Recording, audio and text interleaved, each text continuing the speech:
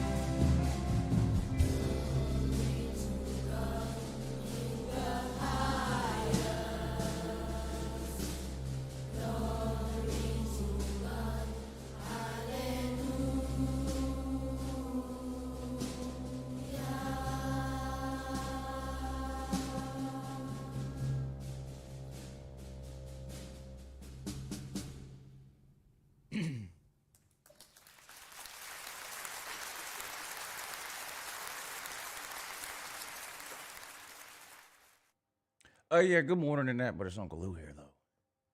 Yeah, that's right. It's me, Uncle Lou. Live for you on LouTube today. Hey, thanks for watching. You know I really appreciate it also, in addition to that as well. Guess what? Guess what? Pete's here, too. Morning, Pete. Good afternoon, everybody. What's up? If I wasn't in Christmas spirit before now, I am now.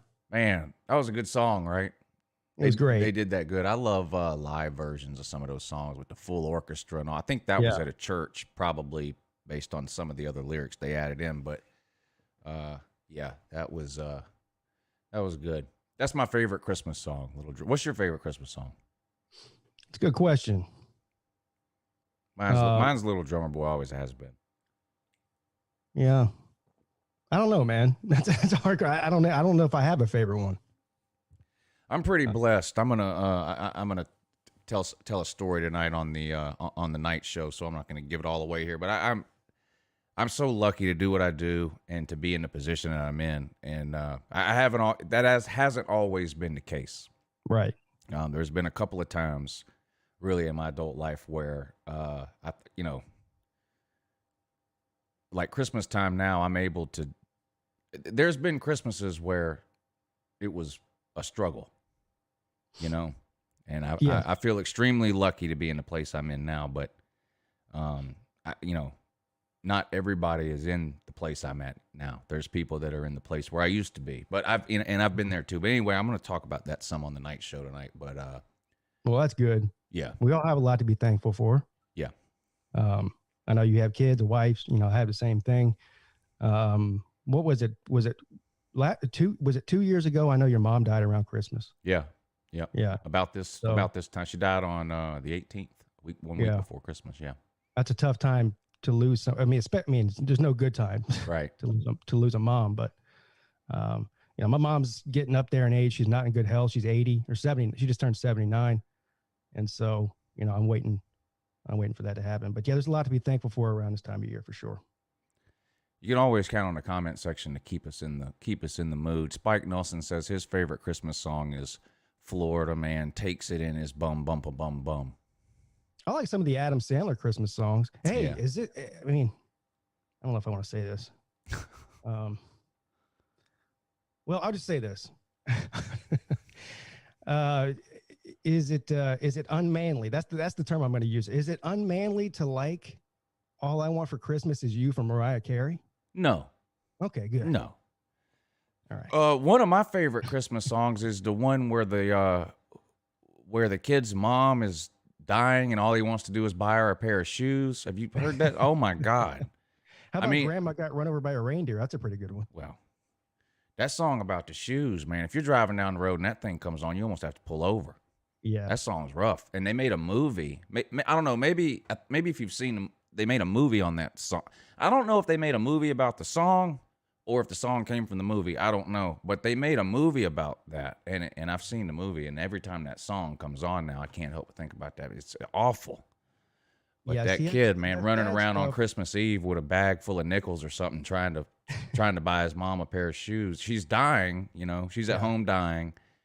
And he doesn't want her to be buried with an old pair of shoes. See, that's sad stuff. Oh my God. I have a hard time listening to that. Yeah, it's rough. Yeah. Anyway, like upbeat stuff. You know what else is rough? Picking college football games correctly. Oh, Jesus Christ. Shout out. Were we winless? Yeah. A shout out to Matt K. I wasn't going to bring up the fact that we were winless. We were winless. And you know what? Here's what they don't understand and they don't know. Behind the scenes, me and Lou got together and said, "Listen, it's Christmas time. Let's give back. We want to make sure that we lose this week, so we went winless on purpose." Yeah. Who was it that won? I don't remember. Matt K. Okay. Oh, he's in here. Yeah. He's okay. Email me. Send me an email, Matt, with your PayPal email address, and after the show's over, I'll send you your. What'd we say? $40. Yeah. Yeah, I'll send you your $40. Football season's almost over, so we're done hemorrhaging money. Oh, how excited are you to lose money on the NFL playoffs, though? I'm not going to bet on the NFL playoffs. Of course you are. Well, yes, you are. No, I'm not. Of course you are. Well, okay. Yes, I am. Of course you are. Of course we're doing this show. You're betting on the NFL playoffs. You might bet $5, but you're betting. Yes. Well, you know what? Actually, all seriousness, I probably will. You know, when we first started doing this show, Lou, I don't remember if you remember the first show. I told you how I cleaned up on the college, on the bowl season. Oh yeah, yeah. That was where I made all my cheddar, as they say. So I'm looking forward to that this year, and I'm going to use the same exact formula that I used last year, which means, 2020 being as shitty as it's been for the most of the country, I'll probably lose all of my money, but I'm gonna do it anyway.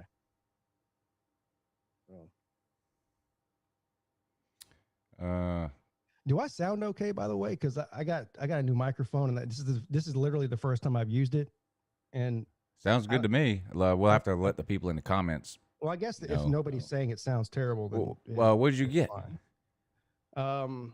You get more new microphones. Can you send BVD your old one? You know what? I probably can. Did you watch his show last night? No. We had mic problems? He has a Yeti, right? No, yeah. Those Blue Yeti. It quit working like halfway through his show. Yeah. And he didn't know for about 20 minutes. So 20 minutes, he's like this. Speak and spell. Then everybody said the mic's not working. So he's the last 30 minutes of his show, you can't hear anything. It's just him sitting there working on his microphone. He's taking the wires out, he's putting them back in, and he never got it to work. And I think it ended up it was broke. So you're right though. I've had 4 microphones in the past 12 months. Yeah. I've only ever had 2. The Yeti and then the one you got now. Yeah. I think when I was shopping for microphones, I'm pretty sure I almost got the one that I don't know exactly which one you have. This is the Audio Technica AT 2020. Yeah, I did almost get that. But anyway, so the last one I got rid of the lantern because I got the mixer, and the lantern is not compatible with the mixer. Right. Okay. So then I got this other one, and I just didn't like it. I didn't think it sounded good. It was a little bit distorted no matter what I did with my audio settings. So I went ahead and just went ahead and got a new one. Yeah. Well, you did good, I guess. Yeah. I want a Shure SM7B. Yeah. $400. Yeah, I know. And I could have got one for Christmas probably, but I got new lights instead. There you go. I got some nice lights though. You're gonna have to give me you're gonna have to send me what you got. I got a couple of months ago. I told you about that. Yeah. And they've helped out tremendously, but they're still not, Yeah.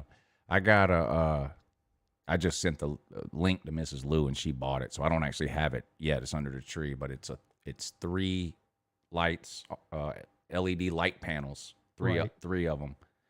And it's got the temperature control, you can go from like 8,000 Kelvin all the way down to 1,000. So you can get them to look blue, white, yellow, or any combination and all that kind of stuff. Brightness goes up and down. You control it from your phone. They're real nice. So I'm excited. You can see right here. This is similar. I have several of these. Yeah. And they go on a tripod. Mm-hmm. It's similar. They have the light controls on the back. But as far as the temperature goes, like it's as simple as taking off the white. Oh, yeah. It's got the filters or whatever on it. Okay. Yeah, it's got the filters on it. Yeah. And these, I got 2 of these and the tripods for $100, which, which ain't bad. No. But they're not as big as I thought they were going to be, which is one thing that pissed me off about it. But for $100, I mean, yeah. People are extremely interested in this conversation that we're having. Yeah, I know. We should probably be having this conversation offline. Welcome to Uncle Lou and Pete's YouTube necessities studio. Yeah, how to build a YouTube studio. Hey, building a YouTube studio is the only way for me to lose more money than I lose betting on games. You know what? This shit gets so expensive, it's insane. I try to explain to Mrs. Pete where this money is going. He's like, okay, so you might make this X amount of dollars in a month on YouTube for whatever you do, and you have this much going out. Right. This is not a good business plan. Yeah. So, you got to what's the old saying, Lou? You got to spend money to make money. Spend money to make money. That's right. That's exactly what it is. Yep. Speaking of making money, don't forget about the super chat, guys. And here's the PayPal link, which is working again. All weekend long, you couldn't post links on YouTube, and everybody was upset. They were thinking YouTube done did away with link posting. It was a mess. You couldn't post any links at all. But I guess it was just a glitch, not something they changed. So there's the PayPal. We didn't discuss this. Are we doing? What are we doing as far as? Are we doing? Are we done with the Screw Lou Beat Pete thing? Why don't we? Some of these bowl games are pointless. Why don't we not do it this week? But next week, let's do one involving all of the New Year's 6 games. Like, those are the games they have to pick. It has to be you have to pick the New Year's 6 games against the spread. I like that. Yeah, like that. We'll do that, and we'll do the same thing. We'll do $40 to one winner. Damn, you want to keep it at 40, huh? Well, you know, I'm just kidding. Yeah, no, I'm with you. Instead of me doing 20 and you doing 20, we'll just combine it. One person can win 40, and we'll do it like that. And then there's a couple of bowl games that are played after the New Year's 6. So if for some reason the person's picks on the New Year's 6 are exactly the same as ours, we'll have something as one of the other games as a tiebreaker or something that we can go to. Yeah, so that's what we'll do. The other thing is I fired up the ESPN Bowl Mania Challenge thing again. I didn't do it till this morning, so yesterday's game, nobody got any points on it. So you're not behind if you join now.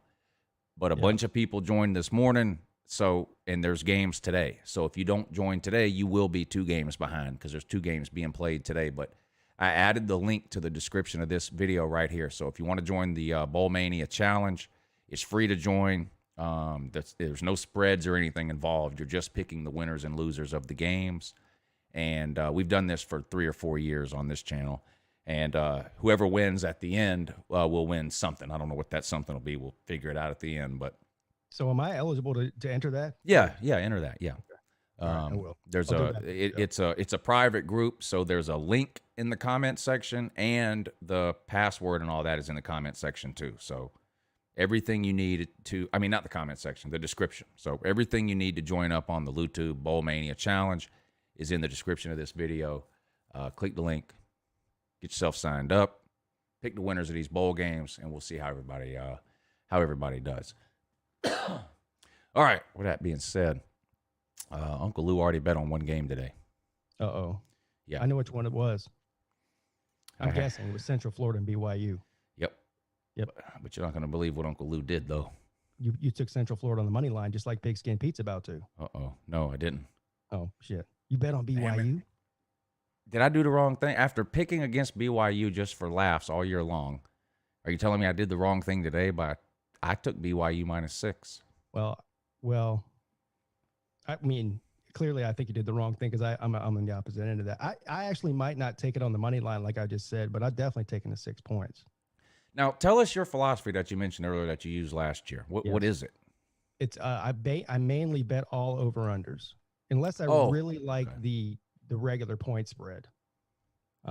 It's almost all over-unders, and almost all of them are over. Now, having said that, the over-under 76 and the BYU and Central Florida thing, when it gets up in the mid-70s and the 80s, I might take the under depending on how I feel about that particular game. But the majority of the games, and here's my philosophy, especially for the lower level bowls like these, is that the coach, it doesn't mean anything if they win or lose, right? They're going to play. They're going to open up the playbook. They'll do a trick plays, onside kicks, going for it on 4th down more often, and that usually leads to more turnovers and more points scored for offenses. And I think the majority of the time these tend to go over than under. So I think last year, like I said, I bet 16 or 17 games. Almost all of them were over unders, and I won either 13 or 14 of them. Betting the over. Okay. So now that might, I've done that a couple years in a row and it's worked out. Now that I said that, I'll do that this year and they'll all go under. So, but you know how it goes. So, for instance, this Tulane and Nevada game that's happening today at 3:30. I'm going over 56.5.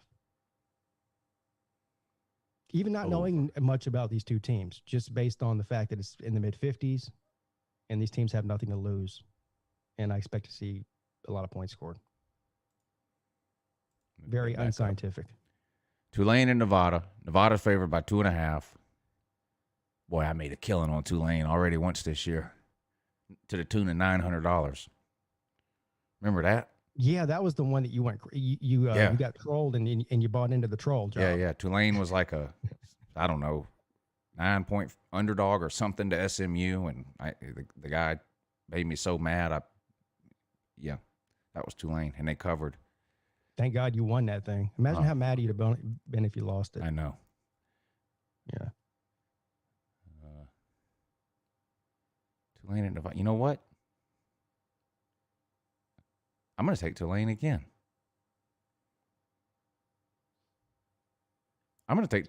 Give me Tulane late at 2.5. I think I probably agree with you. I haven't seen Nevada play a game this year. I'm not going to lie. I have seen Tulane a couple of times, and they're a decent squad. So I don't know anything about Nevada. Yeah. What's their record? Yeah, I can get that for you. Schedule.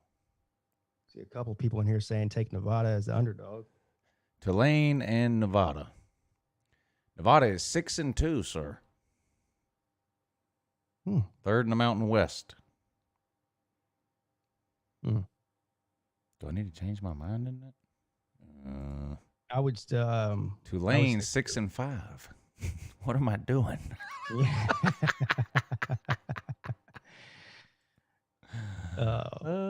yeah. I'm gonna stick. I'm not gonna change it now. I'm not betting that game, so who cares? But give me Tulane minus 2.5. The only one today I bet on was I did bet on BYU. I think Tulane's probably had a much tougher schedule than Nevada, probably reflecting the reason that they're a favorite, even though they have a bunch of losses. And I checked. The quarterback for BYU, all those guys, they are playing. Right. But so are the people for Central Florida. As far as I could find, there were no opt-outs. You got to check that stuff before you really, that's great to listen to me and Pete and sort of get our takes on how we feel about the teams and stuff like that. Betting these bowl games in the next, like if you're betting New Year's 6 games now, that's dangerous. I'm just telling you because. Oh God, yeah. Now the playoffs, you're safe there. If you like the number on a playoff game now, you can do that because those guys aren't opting out. But yeah, I mean, do that for COVID. I wouldn't be surprised at all if you hear more Georgia players opting out, more Florida players, more Texas A&M, more all these teams that are in these non-playoff games. Very dangerous to bet those ahead of time. So always, always, always treat it like you would an injury. Before you bet a game on the regular season, if you're not that familiar with the team, you should Google them at least. You better be making sure when you bet these games who's playing, who's not, especially if you see a line and you're like, wait a minute, why is this team only favored by this amount? Well, it's probably because they got a bunch of players sitting out. So you might want to look that stuff up before you actually put any money on these games. I did that this morning in the case of BYU in Central Florida. And I decided, as soon as I saw that everybody for BYU was playing, I decided right at that minute to take BYU. So that's what I'm doing. I think BYU has been somewhat overrated all year, and I didn't even necessarily think that halfway through the season because they hadn't played anybody to even make a distinction about that. But now that they played Coastal Carolina, and I know Coastal Carolina is good and everything, but BYU is supposed to be a Power 5 level team, right? And they lost, and I think Central Florida is comparable to Coastal Carolina at least. I mean, they might not be as good, but they're comparable. That's why I say the 6 points, definitely, even if BYU wins this, I doubt they run away with it. Let me say something about bowl games. I said it this morning. I'm going to say it now. I'll say it again tonight. I'll probably say it a bunch of times over the next couple of weeks. The way they match up the bowls has got to change. Oh God, yeah. Or these bowls are going away. Yeah. All these conference tie-ins, get rid of that.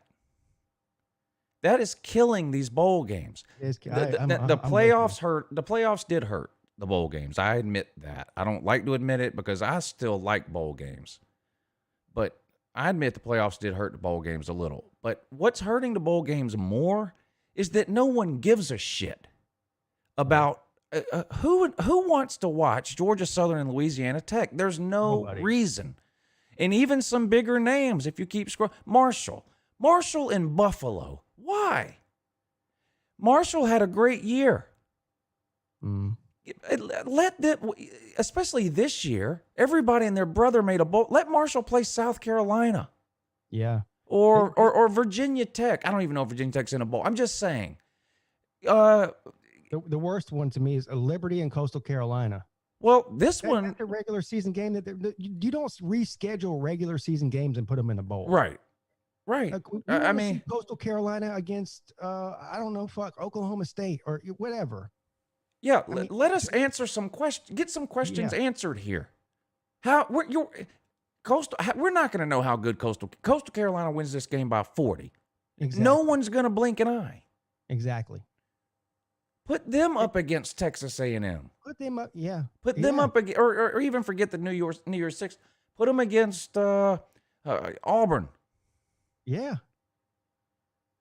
Coastal Carolina versus Auburn might be the most viewed bowl game outside of the playoff games. But you can't do that because there's so many bowl games that are guaranteed an SEC team. I know that. And then on the other side, it has to be a Big Ten. Like, I get so tired. Now, Georgia's been making New Year's Six lately, but there was a string of years where we made a bunch of Outback Bowls and Capital One Bowls and stuff like that, which are still decent bowl games. I would put that in the third tier right now. You got playoffs, New Year's Six, then you got things like Citrus Bowl, Outback Bowl. They're played around New Year's. I got so tired of seeing Georgia play Nebraska, Michigan State. Because we had to. Because the Capital One Bowl gets the third SEC pick and then the third Big Ten. Do away with that. How interesting would it be to see? Let's see. Well, let's say Hugh Freeze were to get the job at Tennessee or already had the job at Tennessee. How interesting would it be to see Tennessee play Ole Miss? How interesting would it be? What if Texas A&M and Florida State both went 8-4? Put them in a bowl game. Right. Give us interesting games with storylines that are like, oh, Jimbo Fisher against his old team or whatever. Right. Give us that in these in these middle of the road bowl games, and people will watch. I mean, this is just they're killing the bowl games here. They are. BYU and Central Florida. I don't even like the one of the New Year's Six bowl games. I think they missed on that, and I know that's all based on your seeding and like conference tie-ins and seedings in their conference. But Oregon and Iowa State. I mean, I guess that's interesting. I think they could have done better for a New Year's Six for the Fiesta Bowl. Yeah, they could have done better. And I'm gonna go back BYU. I'm gonna go back to Coastal Carolina. It's one thing to tell Coastal Carolina and Cincinnati you can't make the playoffs. It's another thing altogether to tell Coastal Carolina you can't even play a Power 5 team in a bowl game. Congratulations, you went undefeated. Now go play Liberty. That's pitiful. That should be the Fiesta Bowl right there. Indiana and Coastal Carolina. Boom.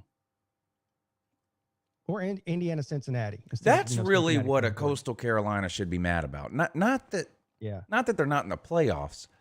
Forget the playoffs. They're playing 4 days before Christmas. Yeah. I mean, this is just ridiculous. They're ruining it. Anyway, moving on. Those are today's games. Couple of games tomorrow too. Georgia Southern at Louisiana Tech. I'm going to take the hometown team, Georgia Southern. They've been a little better towards the end of the year than they were at the beginning. Not a great team, though. Louisiana Tech, of course, with the huge 14-0 victory over Miami last year in the Walk-On Bowl. Yeah. Give me Louisiana Tech home dog. Give me the over 48.5. If you want to get real crazy with it, you could tease it, get another 6 points for Louisiana Tech, and then take that over down to 42.5 and take the over. There you go. The Montgomery Bowl. Where's that played? I can't remember. Crampton or Montgomery. I don't know. Is it Montgomery? Oh, Montgomery, Alabama. Okay. Yeah. Good. Yep. Florida Atlantic at Memphis. Memphis is an 8-point favorite.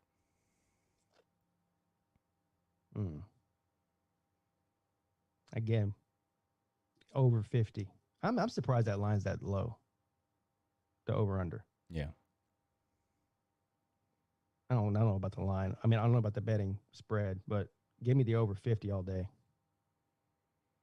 What do you think? I don't think anything about these over-unders. I'm ignorant in the subject know, matter. I like Florida Atlantic in the points, though. Okay. How good are the Owls this year? Oh, well, they don't have Lane Kiffin anymore. Right. They're not very good. Well, that's why they're 8-point underdog to Memphis. But I really feel like I'm shooting in the dark here. I already feel like I've went the wrong way on some of these. I like my BYU pick. Obviously, I actually bet it. Already on this Georgia Southern thing, I'm thinking I should have. I'm thinking Louisiana Tech. I'm actually thinking Louisiana Tech might win the game. I'm flip flopping here. You're talking yourself out of it. Yeah. Yeah. I'm not going to bet that game. That's what I'm going to do. That's one thing I love about over-unders in these bowl games, man, is you don't have to care about who's going to win. It's just all about how many points are going to be scored. It's easier to me. Yeah. You know? Now, this one must be this one's got to be harder for you to do. 59.5 for Hawaii and Houston. Doesn't Hawaii run that Mike Leach air raid, throw it 90 times a game system? Yes. That's why the over-under They're is so a high. 13-point underdog to Houston. Now, don't they have something called the Hawaii Bowl that Hawaii plays in every year no matter what? Or is that canceled? And that's why they're having to play in the So here's New a Mexico. little bit of information for you. You know Hawaii's stadium? Yes. It's the only stadium in the entire state of Hawaii that holds over 15,000 fans. They condemned it. Wow. Yeah. So, yeah, I think you're right. The Hawaii Bowl is normally played in Hawaii, but there is no Hawaii Bowl this year because there's no stadium to play it in. Gotcha. I have another trick question for you. Yeah. Also, this one's on Christmas Eve. Also, in 2. Well, it's the one we're talking about now, the New Mexico Bowl. Now, where's that played? Probably in Arizona somewhere. Texas. Yeah. The New Mexico Bowl, live from Frisco, Texas. Well, the Rose Bowl is being played in Texas too, so there you go. Texas don't give a shit. No. If you're dumb and want to die, come to Texas. Texas and Florida. Yeah. Yep. I'm surprised there's not a Texas man meme, just like Florida man. There needs to be. Yeah. I'm going to take Hawaii. I think that's, I believe it or not, Blue, I like the over 59.5. I believe. No, I definitely believe you. Yeah, I know you do. But if I was going to bet the spread, I think I would take Hawaii. 13 points is a lot. Yeah.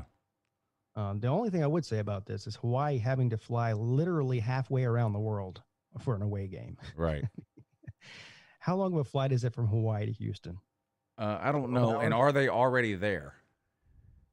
I would assume they are. I would assume they are. Yeah. You need about three days jet lag time on that. Yeah. I went to Europe, and it took me 2 days to figure out if it was noon or midnight, and that's only a 6-hour difference. I don't know what it is. That's a real valid question, you guys. Is when are they going to get there? Are they already there? Whatever the case may be, this game being played on Christmas Eve, 2 days from now. Yeah. So, I mean, jet lag's a real thing, especially when you're flying 12 hours, and Houston is driving right up the road. Right. So right up the road to Frisco, Texas. Wherever that's at. Right. So remember the Alamo?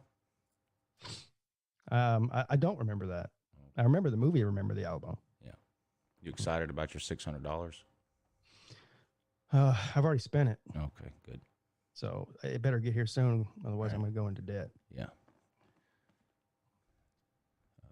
What is it? Is it $600 per? What do you get for dependents? 600 per person and per dependent. Yeah. Okay. Let me do the math here. 6, 6, 6, and 6. That's $2,400. Yeah. Right. Or in my case, it's 600 for me, 1,800 for Mrs. Lou. Yeah. That's how it works out here in this house for some reason. That's the same way here. Okay. Yeah. As soon as we get off the show today, I'm going to work on making some more babies so I can get some more money from the government. Man, too bad it takes 9 months. If you could do it, if you could do it in a day, there'd be 1 million babies born tomorrow in this country, wouldn't there? Yeah.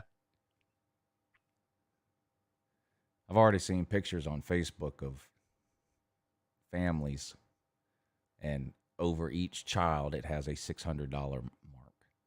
Jesus Christ.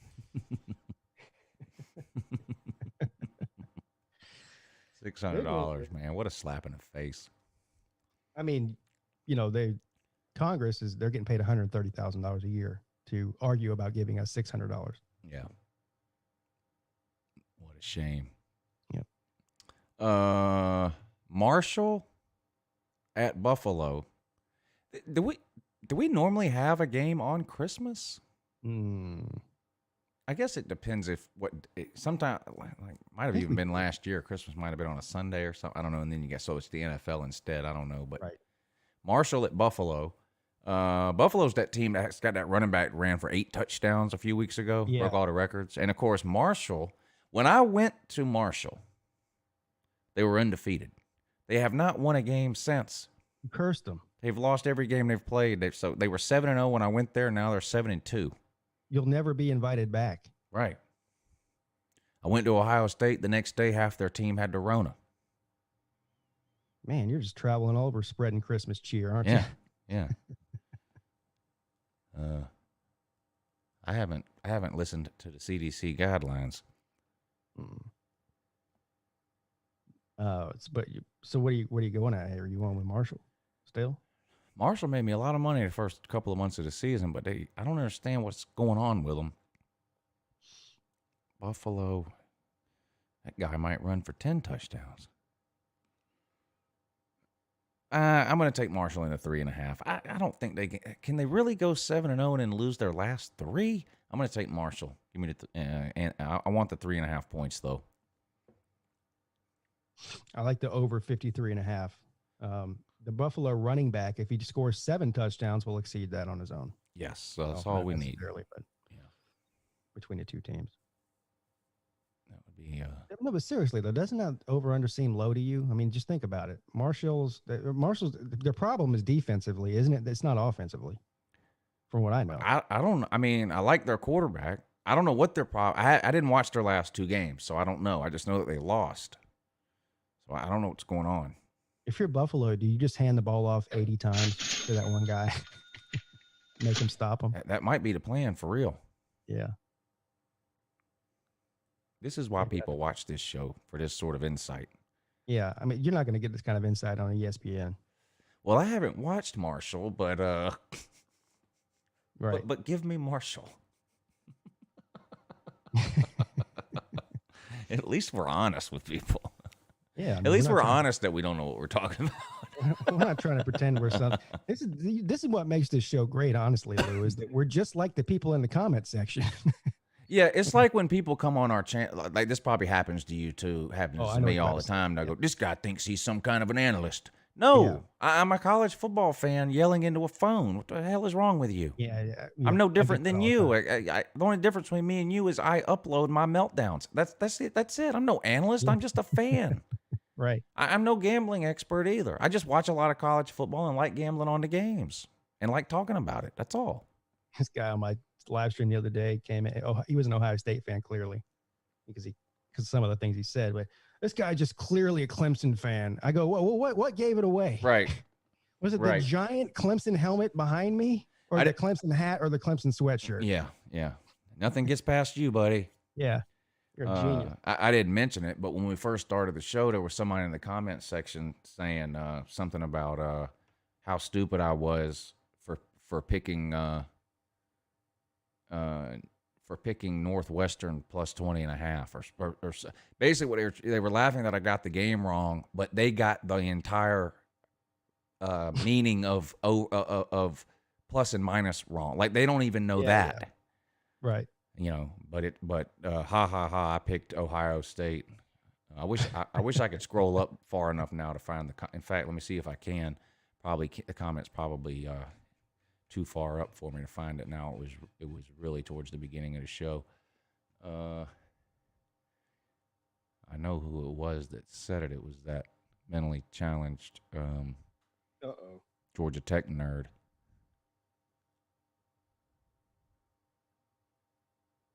Oh, and now he says, I want to make YouTube videos. Yeah, I want you to too. Please. I do too. Please. And when you make them, send us the link. I can, hey, I'll do you a favor. I will promote your channel. A lot. I promise. I didn't even watch it. I will promote your channel a lot. I can't, no, his comment's not there. It's too far up. I can't scroll up far enough to find it now. But anyway, yeah. Everybody's undefeated on Sunday. Meanwhile, my guy on Saturday lost again. So for the season, 1-14. Mm. 1-14. You know what, Lou? I think that's virtually impossible. You know that? If I would have said I'll pay people to pick a game wrong, they couldn't have done any worse. Do you know, like when people get their like toddler or even their dog, they'll put two helmets out and they'll have the dog go to one helmet or the other, and that's the winner. They'll do their picks that way. A dog would have won more games doing that. Yeah. Than your listeners did. I think this guy says he has a video up already about, what does that say? He made a response to one of my Georgia Tech videos. C Dog Morgan. I can tell by the name it's a really good channel. Is there any way that we can pause what's going on right now and actually watch that video? Yeah. How long is the video? I'm fixing to let you know. Here it is. It's from 1 week ago. Response to Uncle Lou's heinous claims about my Yellow Jackets. I like the title already. Just got home to find a fucking video from Uncle Lou. His brain dead arguments against my jackets. Yeah, I'm a Georgia Tech fan.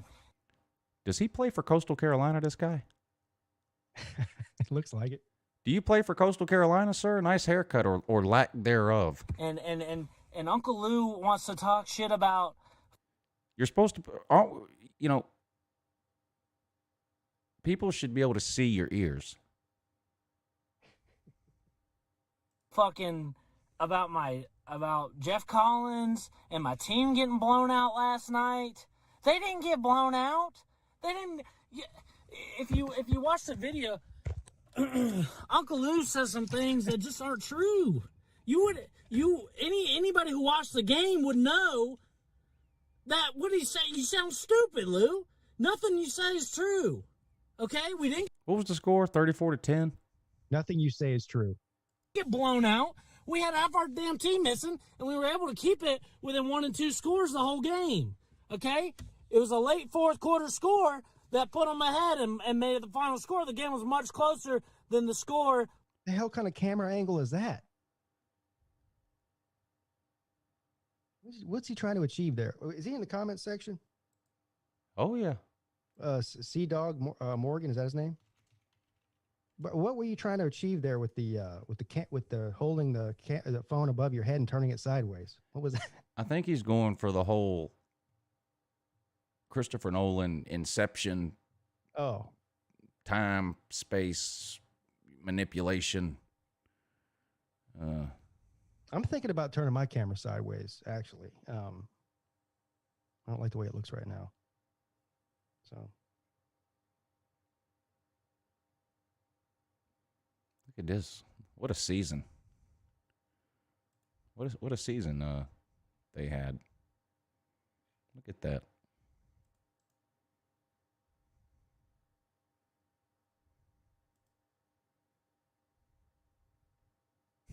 And then isn't Jeff Collins the one that would shake Pat Narduzzi's hand after they Yep. And that's the game he's talking about. Yeah.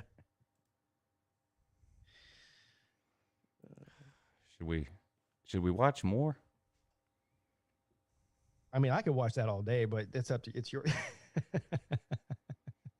I think this is an improvement. Maybe we should watch a little more. With the camera angle the way it is, if I lay on my side like Chess Hall, I'll actually be straight up.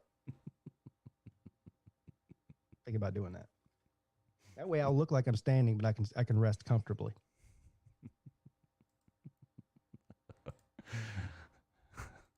Would tell you, you'd know that if you watched the game, you did it, you were doing your live show or whatever, and then you saw the headline, oh, Jeff Collins come in here and was rude to Narduzzi.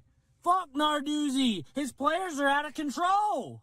His players had 100 unsportsmanlike penalties the entire game, starting fights and shit. Just terrorizing everybody. They're undisciplined and out of control. And yeah, we're a young team. We didn't, they're more talented than us. Okay? Well, that's the they're first true 5-5.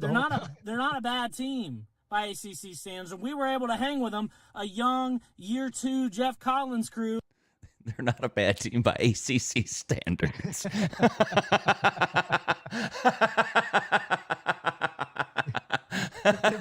He said they're more talented than us. Yeah, no shit. Look at this guy. He thinks he's an analyst. Our best player, Jahmyr Gibbs, is out. Oh, now here we go with the excuses now. Mad. I liked Uncle Lou. He wants to talk trash on my team, man. Not cool. All Uncle Lou does is talk about Georgia Tech. I used to like Uncle Lou too until he started talking trash about Clemson. I don't like him no more. You want to make some idiotic arguments about how he was rude to him. He was going.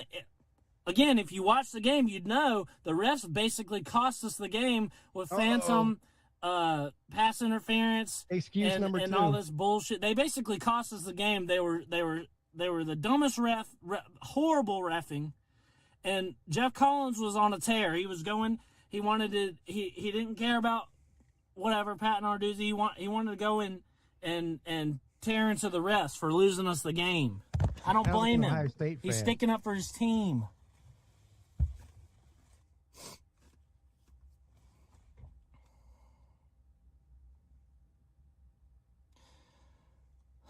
Enjoy being able to talk shit about Georgia Tech while you can. Enjoy it. Yeah. Because we're on the come up. Yeah, for the past 30 years. Pretty soon, when we start whipping your ass, we'll see how cool you are then, and how much trash you want to talk about us then. Fucking Kirby Smart is a better coach. No, he out-talents everybody. Collins is starting something special here. Okay, he's gonna have us compete for ACC titles and competing for. Sky's the limit. Georgia's hit their ceiling. So enjoy it while you can, because we're coming for that ass. Fuck Uncle Lou. Fuck Georgia. And fuck Pitt, too. That's actually a pretty good video. I actually liked it. He sounds like every single fan on social media, though. Every time they lose a game, it's find a fucking this player was out, the refs this, the refs that. I mean, he earned my subscription. I'm about to subscribe to him. I subscribed. I'm not gonna lie. Man, refs cost him the game. Yeah, that would make me mad too, I guess. Yeah, sounds a lot like Ohio State fans. No. Had nothing to do with the fact that Jeff Sims had another 2 interceptions. You can count on that, can't you? I like the Pitt players are out of control. Yeah. Oh man. Yeah, it's the ref's fault. Never mind the fact that Jeff Sims hit his average, which was, he had two interceptions again. They lost a fumble. You know, it wasn't, you know, they lost by 2 touchdowns and had 3 turnovers. That had nothing to do with it. It was the refs. I used to like Uncle Lou until he started talking shit about my team. I don't understand. Was Jeff Sims throwing it to the referees? Is that what he's saying? With a top-rated app that lets you deposit checks Oh my and God, transfer. I hate these talking ads on ESPN. Yeah. That was good. Earned my subscription. Keep up the good work, sir. Thanks, C-Dog. He said thanks for listening to my TED Talk. Oh boy. What are we talking about? This is a gambling show, isn't it? Yeah, let me catch up on the super chats and we'll get back to that. Tyler P, thank you for the super chat. Dan Mullen caught cheating. LOL. Is that true? Hmm? I haven't heard that. And now, if you told me his wife was caught cheating, I'd Whoa! Yeah. I hadn't heard that about. Have I missed some news? My phone's not on fire, so I find it hard to believe that Dan Mullen got caught cheating. Richard Williams. Mr. Williams, thank you for your kind gesture last week, too. That was very nice of you. Yeah, and thank you, too, by the way. He says, I would have liked to see Coastal play South Carolina, except I like Carolina Jackpot, and I wouldn't want to see him harm himself. I didn't know he knew about Jackpot. Oh yeah, he likes all the college football YouTube people. Especially he definitely has a soft spot in his heart for Carolina Jackpot for whatever reason. I do too. I like that guy. I do too, and Yeah. I second his sentiment there. I don't want to see Jackpot. I don't want to see something happen to the guy. Yeah. Me and him are going to get together next year for the Georgia South Carolina game. We tried to do it this year, but it ended up being scheduled for when I was in West Virginia. So, because they changed everything around. So, but I think we're going to try to get together next year and watch the game together. Live stream it. That'd be good. Kevin Cruz, thank you for your super chat. He says, college football playoff needs to move to 16 teams. No. You mean 32? 16 wouldn't be fair. You get nothing. You lose. Good day, sir. No, 16, no. 16 is not good. You need 30. Well, you need 64. No, well, wait. There's 130 teams. According to Mike Leach, yeah, we need 64. There's not 4 teams in America right now capable of winning the national title. There's not. So the fact that we can't agree on which team it is that should get blown out by Alabama in the first round doesn't mean we should add more teams, in my opinion. I can't wait till we add 8. I'm for I like the 4 teams. I think, is that where you stand too? I like the 4. Okay, I'm there too. But at this point, I want to see 8. So when the same teams continue to win every year or make it to the national championship game at least, people will see that it's not going to make a difference, and we're going to get a bunch of bad quarterfinal and semifinal matchups. Yeah. Somebody says the NFL has 14. It's not even really the fact of the number that we have. It's that the argument right now to increase the number of teams is that it's not fair to the 5th team. If you go to 8, it's not fair to the 9th. And the point is it's never going to be fair. And the NFL has 2 conferences with the same number of divisions within each conference and the same number of teams within each division. And you play all your division teams twice. I mean, you play similar schedules. You know, the NFC South plays each other twice. Then they all play every team in the AFC West. So they have similar schedules. So at the end of the season, you look at the record, it's clear who gets in the playoffs. You have your 3 division winners. The wild cards are clear based on teams that played the same amount of games against similar competition. It's just impossible to do that in college. It's always going to be impossible to do it.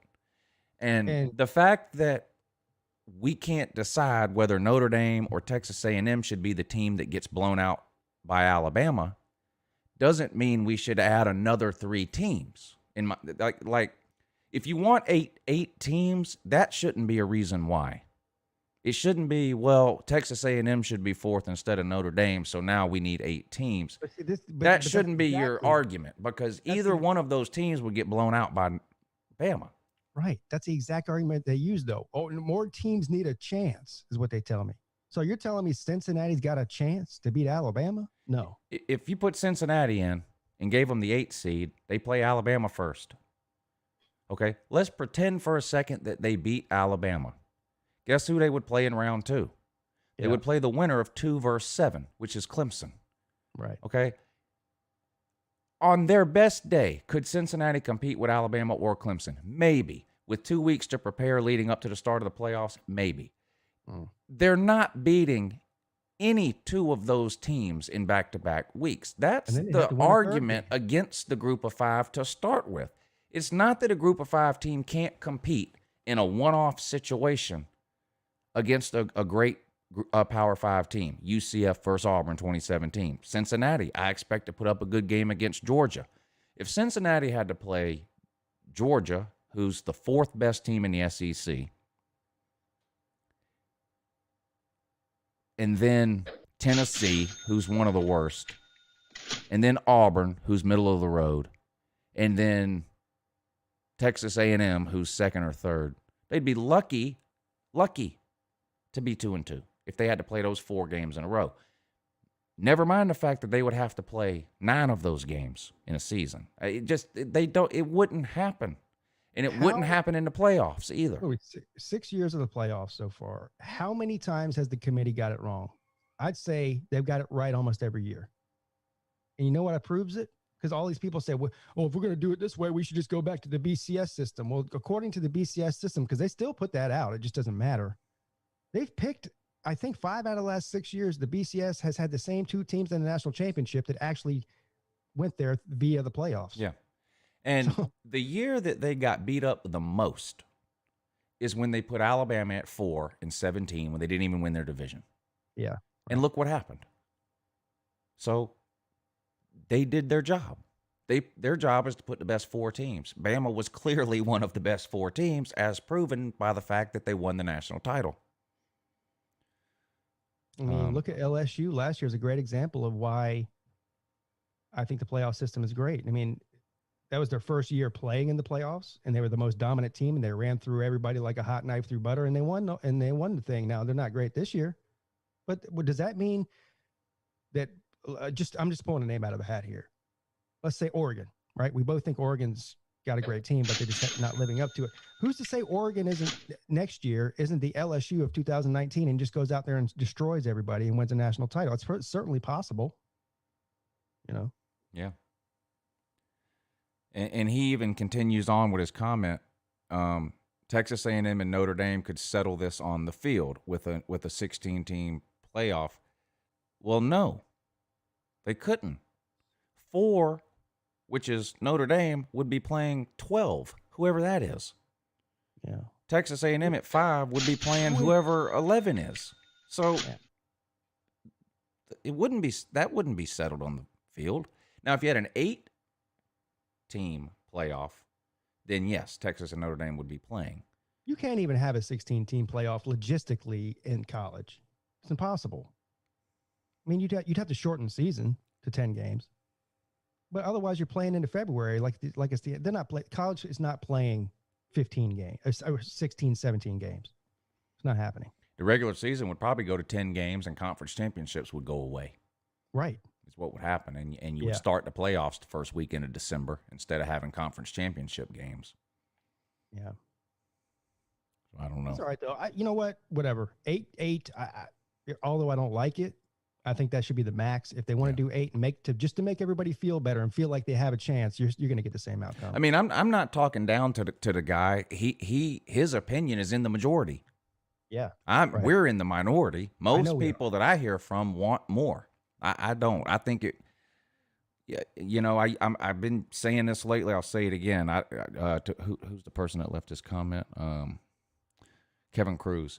Are you a baseball fan, Mr. Cruz? If you are, and I don't know that you are, whoever your baseball team is, Can you tell me if they won their 22nd game of the season this past year? Doesn't care and doesn't know. Right. Meanwhile, we're sitting back here. They want to make this like the NFL, and that is what I'm against. That's vehemently what I'm against. Look, we're sitting here waiting on who's going to be the team that hosts a playoff game in the NFL with a losing record. That's what we're waiting on in the NFC East. Yeah.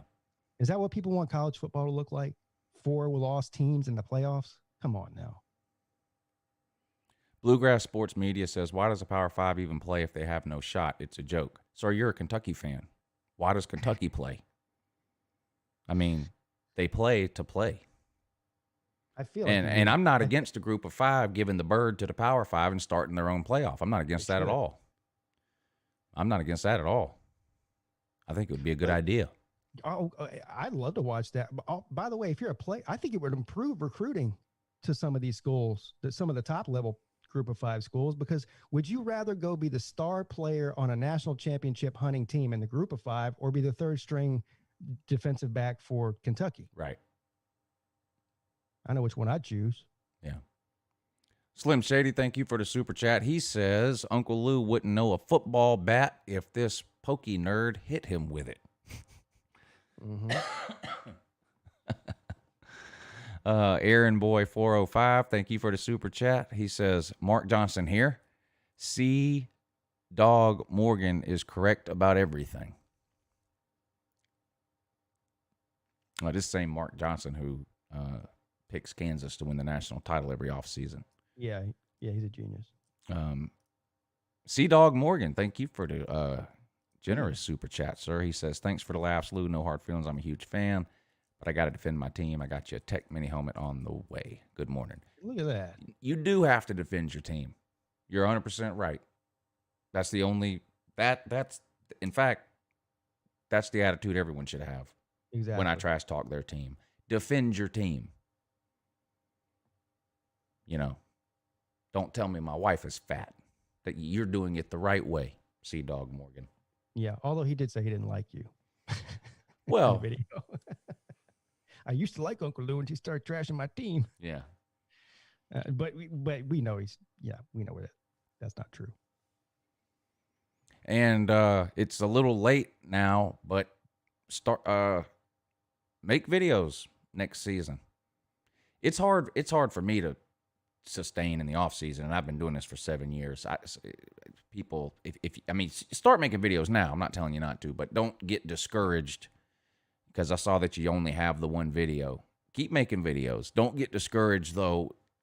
For the next 8 months, it's hard to get traction on it for a college football channel in the off season, especially a new one. But don't wait until the season starts either to start making videos. You need to at least start by June. And just give I've been doing this a long time. In June is when the casual fans start paying attention again. Is in June. Hardcore fans will be around all year. The casual fans disappear. And nothing. I'm not using the word casual fan as in a derogatory way. I mean, to some people, college football season is 4 months long. That's fine. That's okay. To me, it's 12 months long. Yeah, that's one of the reasons, Lou, that the college football quote unquote community on YouTube is so small as far as the video makers go, is because even to some of these video makers, college football is only 4 months long. Right. There's not many people like me and you and yeah. a few other guys. Yeah. So. But keep it up, keep at it. Just don't get discouraged over the next 6 or 7 months. It's a grind for me in the off season, and I've been doing this a long time. So, here's the best piece of advice I can give you. If you have fun doing it, do it. If it's not fun, then don't even waste your time. Right. And for the next 6 months, just almost don't even pay attention to the views. Use the next 6 months to get better at what you're doing. Not that you're bad now, but watch my videos from 3 years ago and watch them now. I mean, everyone improves. The more you do anything, the better you get at it, whatever that is, whether it's YouTube videos or anything else. So, videos are unwatchable. I mean, seriously. I mean, I guess some of the new ones still are too, but they're really unwatchable, the old ones. Bama Mike, thank you for the super chat. He says, people forget the entire reason we have the playoffs is because it was not fair to third team in BCS. That's true. BCS started it was computers, and then the computers got it wrong. So they added humans and computers. And people still complained. So they made it like 75% human and 25% computer. And then it's still, And it like I still wasn't said, fair to the third team. It's still the same outcome too. Like the humans and the computers are picking basically the same teams. Yeah. So I mean, honestly, whenever I see any playoff argument that has the phrase "it's not fair" in it, I almost totally disregard it, because it's impossible to make college football "quote unquote" fair. It's just impossible. it will never happen. You got 5 conferences who do not work together. Yeah. The SEC. I mean, if that didn't become clear to us this year during this coronavirus situation, it's clear now. The ACC is going to do what the ACC wants to do. It's not going to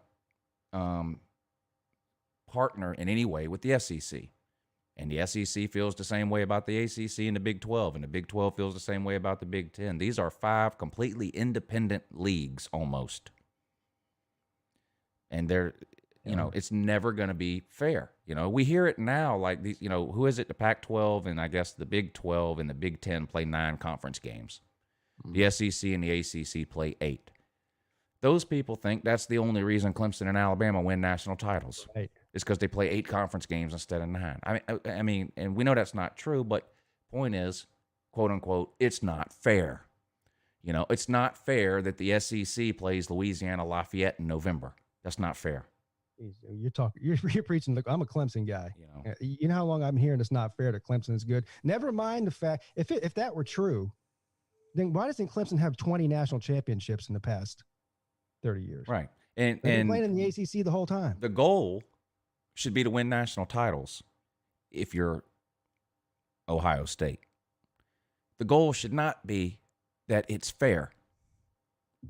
So if you think the SEC and the ACC have some sort of unfair advantage because they play 8 conference games and they play non-con games in November, listen to me. You can do that too. You're from Georgia Tech. You can do that too. You can do that. Yeah. So Ohio State, okay, instead of beating Cincinnati 42-0 in week 3, beat them 42-0 in week 10. No one down here will care. Not a soul. None of us care whether you beat a non-con opponent in September or November. None of us care. You know what else we don't care about? That it's 35 degrees there. No one cares. Oh, God. If they had to play up here in November, it would be a different story. Maybe, but it would also be a different story if you had to play in the swamp the first Saturday in September when the actual temperature is 99 and the temperature with humidity at 100% is 129. Yes. So it works both ways. And you do get punished for who you schedule out of conference. Look at Baylor from a couple of years ago, right? When were they? I guess that was when Bryles was still there. They were like 11-1, got left out of the playoffs because their non-conference schedule. They didn't even play they didn't have a top 50 win. I don't think. I mean, it was like, there was no power. They played 3 non-power 5 teams as their out of conference games. Yeah. And they got punished for it. So, I mean, you can do what you want. There's going to be ramifications for it. And scheduling. Here's somebody else saying, did you hear about Florida's violations? There must be something to this. I don't, but the answer to your question is no, but I'm going to try to find it. Nothing about it on ESPN. Let me just try to Google Florida Gators violation. This is becoming an epidemic. First LSU, then Tennessee, now Florida. Florida hit with NCAA. Oh, Mullen has a show cause. Wow. Uh-oh.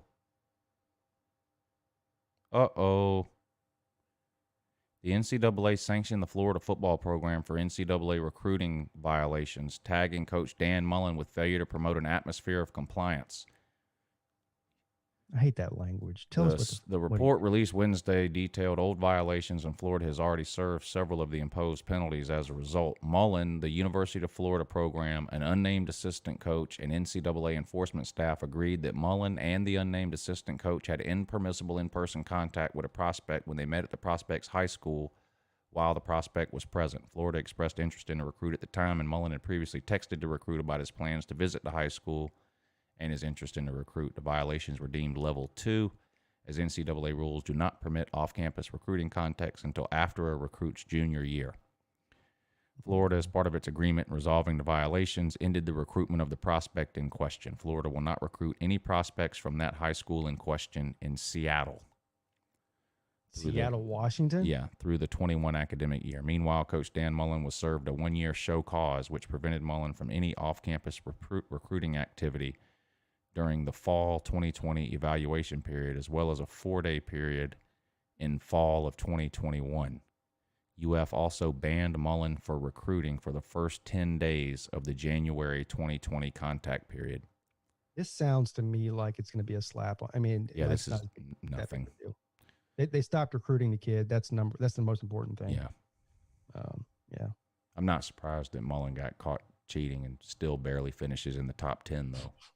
What a joke he is. Can you imagine? 12 years, can't win a single conference title, and these people think he knows what he's doing. What a joke. You ever find that shirt, the co-champion shirt, Florida on the front, Georgia on the back? No, I've been looking high and low. Haven't come across it yet. Kevin Cruz, thank you for the super chat. He says, your logic is flawed. By the way, before I read the rest of this, he spelled you-are. So just keep that in mind when we read the rest of this comment. You think the NCAA tournament should only be the Dukes, UNC, Kentucky, Kansas. The talent is spread out because more teams are able to compete for a title instead of just the top 4. I don't think I have enough time to answer that, Lou. Yeah. Comparing college basketball to college football. Right. In basketball, one player can win a title. Yeah. That's number 1. Number 2, there is no playoff scenario in which the Kansas Jayhawks are winning a football national title. It just doesn't exist. I don't care how many you can put Kansas in every playoff for the next 100 years. They're not winning a football title. It's not happening. Who is the number 64 ranked team in the rankings right now? Do you know? Yeah. No. Whoever it is has 0, and when I say 0, I mean less than 0 chance of even winning one playoff game, let alone winning a tournament. Yeah. The basketball, the comparison between basketball, football in that regard is seriously flawed. No, our logic is flawed. Our logic is flawed. That's right. By our, I mean you are. Luke Walker, thank you for the super chat. He says, you guys should watch Klatt's vid on 16-team playoff. Yeah. No, people should watch. People should watch. No interest in it? Yeah, people should watch my videos on why we should keep the 4-team playoff. Klatt should watch my videos. Bluegrass Sports Media, thank you for the super chat. Why do the non-Power 5 even play if they have no shot? It's a joke. Well, that's whoever their leadership is screwed up. They should have their own playoff, just like the FCS does. If the new TV contracts come and go in 2023, and there's not a guarantee, and I don't mean some kind of if you're ranked here and if you do this and if you do that. The conference champion, highest rated conference champion. There's not a guarantee for one of the group of 5 teams to if they expand to 8, and there's no guarantee for the group of 5, they should form their own playoff.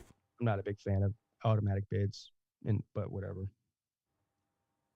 I mean, I'm not either, but I had this argument with Mark Rogers, the Power 5 champion, automatic bid. I said, all right, so 2 years ago, Clemson played a 5-7 Pitt team, or 7-5 Pitt teams. If they would have knocked off Clemson in a 1-game scenario, you would have had a 5-loss Pitt team in the playoffs. Yeah, but I think that's what's going to happen when we go to 8 teams. I think it's going to be a guarantee, not just a group of 5. I think they're going to guarantee the 5 conference winners. I think they're going to do that, and then it's going to be the 5 conference winners, the next 2 highest ranked teams, and the highest ranked group of 5 team. I think that's what's going to happen. I've heard that formula. I hope they don't do that. I don't like it. Let's look at this year. Oregon would be in. Oklahoma would be in. That's not terrible. That's not bad. It's not terrible, No. but we didn't have like a nightmare scenario like you're talking. That didn't happen this year. We didn't have like a terrible team win a Question is though, conference Lou, title. what seed would those teams that you just named to be in? Because that matters. Yeah, I'm assuming they would keep the committee, Yeah. and the committee would then seed the teams. Okay, but like gotcha. they would have to seed Oregon. They would have to seed Oklahoma. Like, it's just where would they seed them 1 through 8? And would it matter? Like, is Oregon really going to beat Clemson, Ohio State, or Alabama? Yeah. No. Right. So it's the same problem that we have now with the 14 playoff. You're just making different regulations to get in. I mean, Yeah. Whatever. If it makes people happy, I've seen people say 8-team, 16-team playoff that fixes everything. No, it doesn't. It not only does it not fix anything, it ruins the regular season. I mean, listen, that's really my only issue. Yeah, I'm not excited to watch a number 1 team blow out a number 8 team, but I'm all for more football games. Like, that's great. I'm all for more games. But what I'm not for is week 2 meaning nothing. Or week 12. Right. Meaning nothing. In other words, if Clemson is 11-0 going into the 12th game of the year, and they've already locked up their spot in the ACC championship or whatever the case may be, or maybe even in the ACC championship game itself, what's the incentive for Clemson to play Trevor Lawrence and Travis Etienne in the game when they're already guaranteed a playoff spot? Right. There is none. Steve, thank you for the super chat. He says, y'all are crying way too much about the playoffs. Well, we're not. It's the the ones crying. opposite. We I'm not like it the crying way at it all. is. I love the playoffs the way they are. Yeah, so y'all are the ones crying. I mean, Yeah. maybe he's talking to the people. Maybe he's not talking to us. Maybe he's talking. Hey, to did you people. know Ohio State should be ranked 11th? Yeah. Yeah. So I I disagree with you on this, right? Not the Ohio State deal, What? but look, Dabo Swinney, I'll give it to anybody credit or whatever that he has said things in the past that can come off as crying. Certainly last season with the Clemson don't get no respect thing. Yeah, that's crying. Answering a media person asking you a question in a press conference and you answering it honestly and saying, I feel like teams that play 9 games with 9 wins should get over a team that has 6 wins. That's not crying. No, That's that's just not answering a question. crying. Right. That's not crying. I agree. That's what he did, though. And that's all he did. It's not like he's running around unsolicited screaming Ohio State shouldn't be in the playoffs. Yeah, but reporters ask coaches questions all the time that they don't answer. Right. So here's the thing. Here's my point. This is a difference in philosophy, but because yes, I'm a Clemson fan. Yes, I like Dabo Swinney, but there's certain things I don't like about Dabo Swinney, and there's certain things I do like about Dabo Swinney. And this is one of the things I do like about him, because what's the criticism that we give 90% of the coaches? Oh, yeah, they don't answer questions. They Right. open their mouth and words come out, but they don't say anything for an hour. Yeah. So the reporters know Dabo Swinney is going to tell you, he's going to answer the question you ask him, and he's going to answer it honestly, whether you like it or not. And so they ask him questions like this to get clicks and sell papers. But I don't think answering a question honestly should be frowned upon or be called crying. That would be like me calling into the Uncle Luke Collins show tonight. You have one tonight, right? Yes, sir. 10 o'clock right here on LouTube. I could call Uncle Lou's Collins show tonight and say, Uncle Lou, this is Pigskin and Pete. I got a question to ask you. What do you think about the Stetson Bennett and JT Daniels situation at Florida from earlier this year? You answer the question, and then I go on my channel the next day and say, did you hear Uncle Lou crying last night about JT Daniels and Stetson Bennett? Yeah. You just answered the question. What will be interesting to me if this ever happens? Because right now, at worst, Clemson's the second best program in America. At worst. Right. And the argument can be made that over the last 5 years or whatever, they're the best program. So it's easy. If Clemson was a 7-win team, then I don't think some of the stuff that Dabo says would be taken differently, I think. Yeah. Saban yells at reporters and treats them like dog shit. If Pruitt was doing that, it wouldn't go over very well. Because he doesn't have he doesn't have any clout built up. Yeah. So, I mean, I believe me, I get it. Dabo Swinney has a very unique, not only personality, but belief system. And it rubs people the wrong way. But I still think you need to call a spade a spade. I don't think you can go around calling the guy a crier because he has an opinion on who should get in the playoffs versus another team. I mean, especially if he's asked the question. And so, he did what he said, what he's been saying for 2 weeks. And he's got his own vote on who should be in there and what rank they should be. And he put Ohio State at 11. And by the way, that was the highest ranked 6-win team that he put in his poll. So he's consistent. It's was it the lowest ranked undefeated team? Probably, yeah. Yeah. But the other thing is, and by the way, I disagree with that. I got Ohio State in my top 4. Right. So I don't even line up with his line of thinking, but I don't think just because the guy disagrees with my line of thinking that he's crying about something. I think both arguments. Well, I don't think there's a fair argument to make that they're the 11th best team. But I do understand both arguments that say, I understand what Ohio State says. We played every game we could play and we didn't lose any.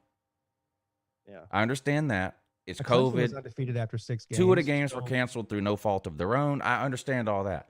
I also understand the other side where people say, well, you were way better than Iowa 2 years ago, and you were way better than Purdue 3 years ago, and you got blown out. Mm-hmm. So you didn't play, whatever, name the team. You didn't play Iowa this year. You didn't play Purdue. You didn't play whoever else they didn't play. Are you better than them? Yes. Would you have been favored against all those teams? Yes. But you've proven it more times than not, you lose to one of them lately. So, I mean, I understand both sides, too. I understand both sides. But if you're just looking for the 4 best teams, I don't see how you don't put them in. I mean, we're sitting here. We know Notre Dame or Texas A&M, either one's going to get blown out. I don't think we know that about Ohio State. Well, that's true. I mean, I think Clemson probably, if I had to pick the game today, I would pick Clemson. But, I think half of the country agrees with what Dabo Swinney said. And I also think, actually, I know this for a fact. If the roles were reversed and Texas A&M was 6-0 and Ohio State was 9-1 and Ohio State didn't get in, they'd be crying foul too. Yeah. So, it is what it is. I think the playoff committee got it right, though. Personally, I do. I do, too. If I was going to pick one thing, if I had to pick one thing I disagree with, it's Notre Dame. And that's only because I've had a philosophy from the beginning. If you lose a conference championship game, I don't think you should be in. Mm-hmm. You should look at that as a playoff game. I understand that they beat Clemson once already. I understand that. I get that. Now, I still think given if it's just, I think you should. But in order, well, I would. Didn't you have an A&M team that didn't even win the division? Well, that's the thing. So if their only mandate is to put in the best 4 teams, so you have to put Notre Dame in. I agree with that. I would change the rules, is what I would do. That's what I I don't think you can. I don't think you should lose today and get put in the playoffs tomorrow. And the reason that they did it the way they did it, and I don't know I guess I'd be open to them changing the language. I do think it should be the 4 best teams. I kind of like it the way it is. But if you start putting mandates on, if you don't win your division or you don't win your conference or whatever it is, you can't get in. Then we have the people that say, well, all conferences aren't created equal, and they're not. Right. So is Texas A&M better than Oregon? Probably. So, but if Oregon won their conference and Texas A&M didn't, then the better team's getting left out. So it's a slippery slope. Is there anybody not in the playoffs that's better than anybody that is? Who would win, Oklahoma or Notre Dame? Wow. And see, this gets into another argument. Yeah. Better now or better over the course of a season? I mean, you can't just pretend Oklahoma didn't lose 2 games. You know what, Lou? I think it would be a close game. Actually, I think Oklahoma would probably be favored over Notre Dame right now. I think they probably would too. I don't think it would be like by a lot or anything, but Anyway.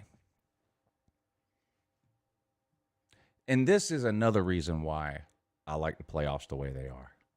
So we can argue about it. Argue about you hours and hours and hours. You can sit around and talk about this year round. I get you too. You get calls from May till now.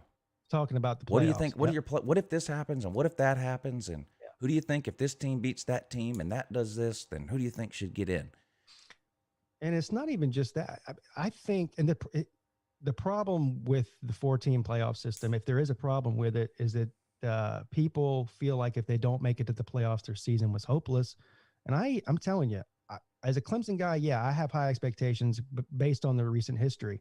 But I'm not even a person that says playoff or national championship or bust. If they would have lost the ACC championship to Notre Dame, I'd say, okay, they don't belong in the playoffs. Let's go to the Orange Bowl and see if we can beat Texas A&M or whoever it is. And if they win that Orange Bowl game, I'm actually happy with that. Right. I don't think the season's a complete failure if they don't win the national championship. Yeah, but I just there think are people that feel that way. The misery, if you to operate that way, I mean, like I don't think 2017 was a failure for Georgia. That might be. That's probably the most fun I've had in a season watching Georgia. Yeah, it's in the top 5. I mean, that was amazing. And you know, even the last now 3 years when we didn't make 18 and 19, we were on the way to the playoffs up until the SEC, title game, like Florida this year. Florida is Florida disappointed now, right this second, because they lost to Alabama? Yeah, but in May, they will be happy with this season that they just had. Sure, they would, and they should be. Yeah. Now they tell me, 2017, you didn't win at all. It's a worthless season. That's trash talk, though. I get that. Now they're in the same boat as we were in 18 and 19. Georgia had great seasons in 18 and 19. Georgia's not a perennial playoff team. They've made it one time. So the fact that Georgia in 18 and 19 made it to the SEC title game with one loss, where they were one win away from making it into the playoffs, that's a great year. And in 2018, we lost to Bama by 1 touchdown. I mean, it was, just like Florida did this year. Great game. I mean, I don't care what team you root for. If you finish the season in the top 10 or 15 in the entire country and win your bowl game, you should be happy about your season. I mean, that's just how I feel. Yeah, me too. But and I can enjoy the season. Georgia can lose a game or two. It hurts, but I'm still, I promise you, when Georgia kicked off against South Carolina this year, there was nobody more excited than me to watch that game. I wanted to win that game with everything in me. I knew we were out of it. We weren't even going to win our division. And that game was still huge to me. Yep. So, anyway. Yeah. Well, are we well, let me hold on. We won't be back till Tuesday. I guess so. What, Thursday's Christmas Eve, right? Yeah. So we got to talk about a few more of these games then. All right. We'll run through them kind of quick. Saturday, the Gasparilla Bowl, South Carolina at UAB. UAB is favored by 7. 7. Their head coach turned down the Auburn job, too. Word on the street. That Bill Clark or whatever, word is he turned down the Auburn job, so he's going to stay there, I guess. South Carolina, no coach at all. I mean, they've got one, but he won't be coaching in this game. They might have bigger problems. What? They're meeting today, right before our show came on, or right when the show came on, about that they got Rona problems. The game might not get played. Yeah, and I have a feeling that is going to be maybe a little bit of a... Well, let's assume the game is played. Who you got? I would take... I would take UAB. South Carolina's really bad. I would take UAB. Damn. I would take UAB in late at 7. Yeah. They're terrible. I know. Pete, y'all would have beat them by 70. You wouldn't have been able not. Who was it y'all beat 70 to something or 63? Georgia Tech. It would have been like that. I mean, your punter would have been, and you couldn't help it. You still would have been scoring touchdowns. They're that bad this year. Yeah. Oh man, I have such a hard time. And what do they care about this game? They don't even have a coach. I know. I mean, UAB is going to want to beat an SEC team. That's the thing, man. South Carolina's terrible. Whatever. We don't care about them. No one cares about them. To UAB, it's an SEC team. and they're going to try to beat them. Here's I the one think they thing I will. would say.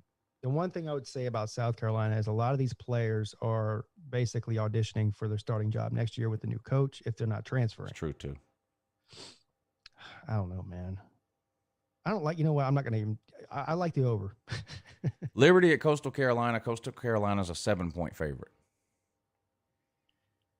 I'm going to take the Mullets. They're fun to watch. I hate Hugh Freeze. I'm going to take Coastal Carolina and lay the points. They've had a great year. This might be the lock of the week right here. Give me the over 59.5. These are two high scoring offenses. Yeah, very high scoring. Yeah. I think this could be 45 to 40 or 50 to 42 or some shit like that. So way over 60. Yeah. Way over 59.5. These are Saturday games, by the way. UL Lafayette at Texas San Antonio. I have no idea. I'll take Lafayette. I mean, they beat. Then they beat Iowa. Was it them that beat Iowa State? My God. Yes. Yeah. Give me Lafayette. Yeah, that's the Raging Cajuns, isn't it? So they call themselves Louisiana, and they call themselves Louisiana Lafayette. It's the same team. Yeah. Right. The Cajuns. Yeah. Yeah. Give me them. Yeah. Still on Saturday, Western Kentucky at Georgia State. I'm going to roll with the home team again. Give me Georgia State, lay a 3.5. 51 is the over Western under. Kentucky screwed me over twice this year. I bet on them and lost. Louisville, yeah, I remember that game from earlier on. Let's see. And then the next games are not until Tuesday, so we'll save those for next. Yes. We'll do the rest of the bowls. We'll start with the next Tuesday bowls next week, and that's when some of the really good ones start. Oklahoma State at Miami, Colorado and Texas, Wisconsin and Wake Forest, Missouri and Iowa, and then the New Year's 6 games. So we'll do all those next Tuesday. We've covered all the ones that are played up until next Tuesday. If you didn't learn anything today other than the fact that me and Lou don't know what we're doing, Right. Really look at the over-unders. I'm telling you guys, seriously, if you're going to put money on this, I mean, bet with what you think you should do and whatever research you've done, obviously, but seriously consider betting the over and unders on these lower level bowl games. I think it's easier to do than picking against the spread. I agree, and Pete's a lot smarter than me too. So well, I don't know about that. sounds like a good plan.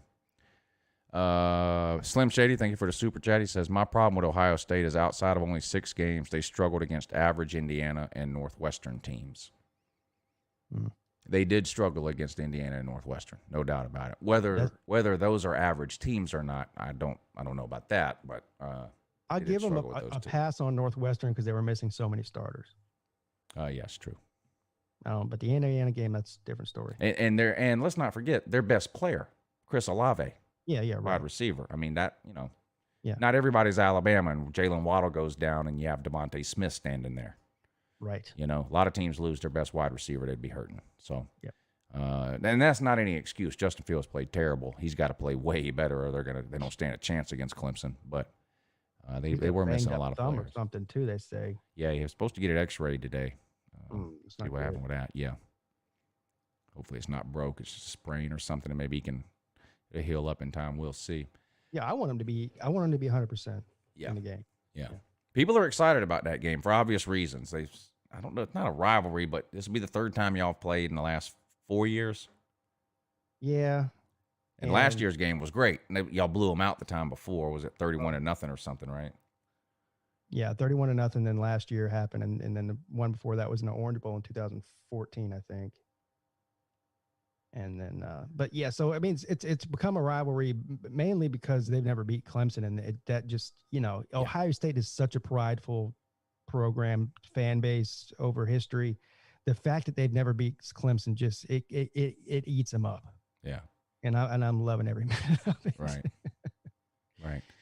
Slim Shady says everyone's missing players every game. Well, that's not true. Northwestern wasn't missing any players. In fact, Northwestern didn't have a single COVID issue all season long, coaches or players.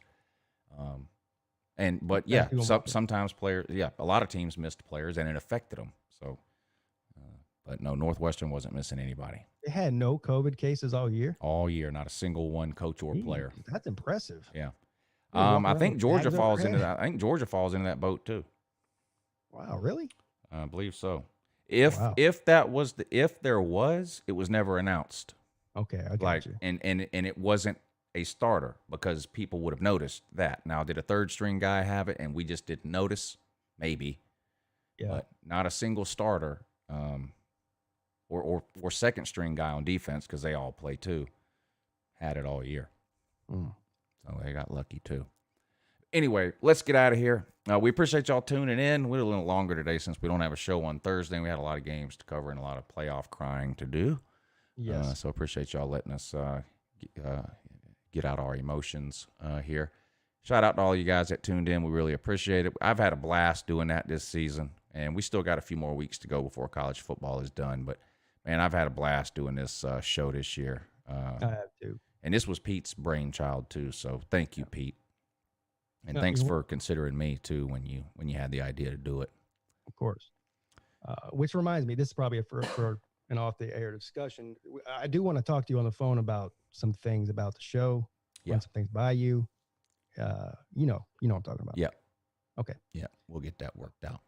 Yes, sir. Tyler P., Richard Williams, Kevin Cruz, Slim Shady, Aaron Boy, Sea-Dog Morgan, Bama Mike, Kevin Cruz, Luke Walker, Bluegrass Sports Media, Steve M., and Slim Shady. Thank you so much for supporting the show today through that super chat. That really means a lot to me and Pete. These direct donations on these live shows is really what keeps these things above water. So it really means a lot.